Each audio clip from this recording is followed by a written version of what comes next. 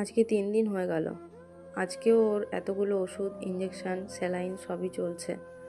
জানি না ও কবে সুস্থ হবে বা আদৌ সুস্থ হবে কিনা। যত দিন যাচ্ছে আমার মনে হচ্ছে ওর স্বাস্থ্য তো নষ্ট হয়েই গেছে। ও যথেষ্ট হেলদি বাচ্চা ছিল। ভেবেছিলাম আজকে হয়তো উঠে দাঁড়াবে বা খাবে, কিছু অন্তত সামান্য খাবে। দিয়েছিলাম সকালবেলায় ডিমের কুসুম, যদি খায়, খেলো না। জানি না ও বাঁচবে কিনা। আমার তো এখন চিন্তা হচ্ছে, কিন্তু এই ভাই তো বলছে যে ঠিক হয়ে যাবে। দেখা যাক।